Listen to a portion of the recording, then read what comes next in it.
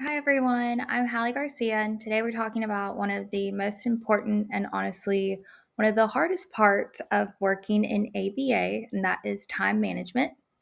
As RBTs and students and future BCBAs, we juggle a lot: client sessions, data supervision, data collection, supervision, documentation, school, and real life. My goal today is to give you realistic strategies that reduce stress, protect your clinical quality, and support your well being. This is all based on ABA principles, class assignments, and real experiences from my own fieldwork. So, time management and ABA practice, balancing quality, compliance, and self care. Why time management matters in ABA.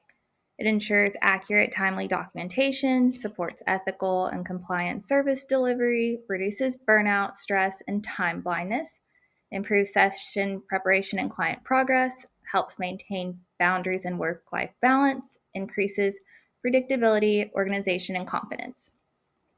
In ABA, time management isn't about being organized. It directly affects our ethics, our documentation, and our client outcomes, and honestly, our sanity.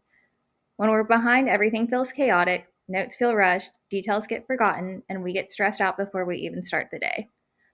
Good time management increases predictability, reduces overwhelm, and supports professional boundaries. When we give ourselves structure, everything feels more doable. Okay, so training objectives. By the end of this training, staff will be able to identify common barriers that show up in ABA, use behavioral self management strategies, apply prioritization tools, build realistic weekly schedules, and protect your energy in a field where burnout is super common. These are skills we need as clinicians. These are skills we need as clinicians, but also as people.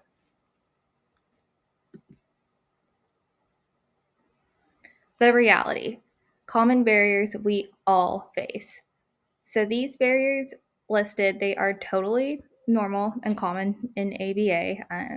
We might not like them, but we often have schedule changes, back-to-back sessions, delayed notes, sensory overload, a challenging session, multitasking, or working only when the pressure gets high. None of this means that you're disorganized. It means that you work in ABA. And the first step is just acknowledging the patterns.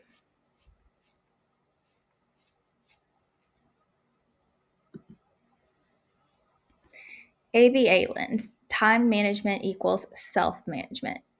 Time management is a behavior.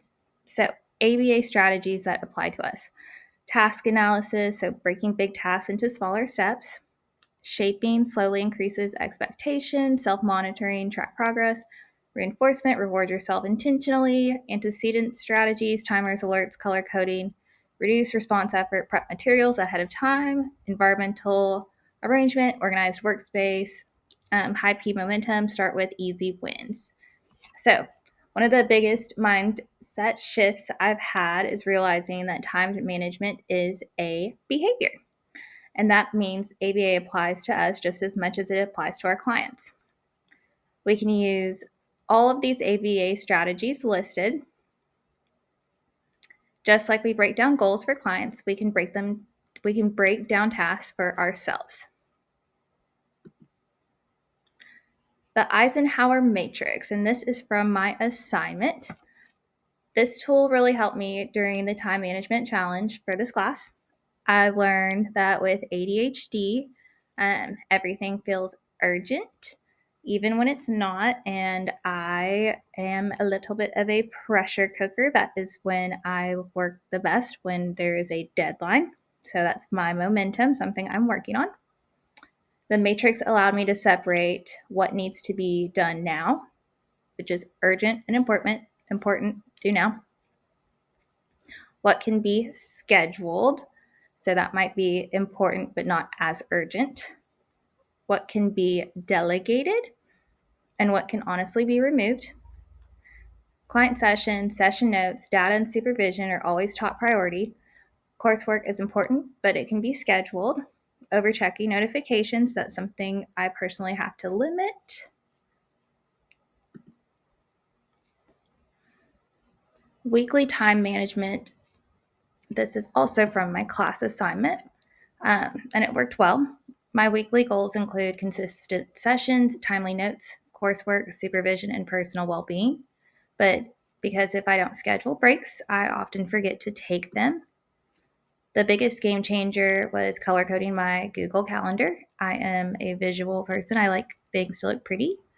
Seeing everything visually reduced decision fatigue and helped me with ADHD related time blindness. Daily structures that actually work. So before sessions, 3 to 5 minutes. For me personally, that I need about 15 minutes. But this is just like an idea of little ways that you can find something that works for you. This is a routine that makes the day feel more predictable. A quick 3 to 5 minute prep, taking notes during the session, and then 10 to 15 minutes afterwards to get everything done while it's still fresh. This keeps you accurate, compliant, and way less stress later. End of day planning, it takes just a couple of minutes, but saves you hours of mental exhaustion. Tools that make ABA work manageable. So this is just an expansion. These tools support ABA staff. You could do color-coded digital calendar. Planners work for some people, they don't for others. I'm trying really hard to get on the planner game. Weekly scheduled template, like 15-minute blocks, timers. And let's see. So structure equals freedom. Structure doesn't remove flexibility. It actually gives you more freedom because you aren't constantly playing catch up. Insights from my supervision discussion. So this is from the journals. I realized almost all of my time management was reactive. I was basically working when I felt pressure, which meant late nights and stress. My supervisor helped me see that time management is part of professionalism. The moment I built out a structured plan with realistic transitions and reinforcers, everything felt lighter. I stopped feeling guilty about resting because I could visually see that tasks were actually being completed. Okay, and an updated plan and adjustments. So these were my adjustments. I added a flex list for low energy days, more transition time. I built in reinforcers like gym time, pets, coffee, personal downtime, Sunday resets and reflections, which I'm still hoping to get to that. Overall, this made my plan sustainable. It feels doable long term, not punishing, and honestly has improved both my work and my well being. Okay, scenario. A staff member consistently stays late finishing notes, says she's overwhelmed and doesn't have time between sessions. This sounds very similar to me. Which strategy would help the most here? A, B, C, or D? And the correct answer is B. This protects accuracy, compliance, and mental health. Best practices for ABA time management. So this might seem simple. I'm going to let y'all read through this. But we all know that this field is very demanding, and we deserve systems that support our happiness and our health. And here are some more self-management strategies. Key takeaways. So time management is just self-management. Structure supports high-quality ABA, and sustainability always matters more than perfection. We're supposed to create systems that keep us grounded. So I have some handouts for you guys. If you have any questions, here is your time to ask me. I have my references, and thank you so much.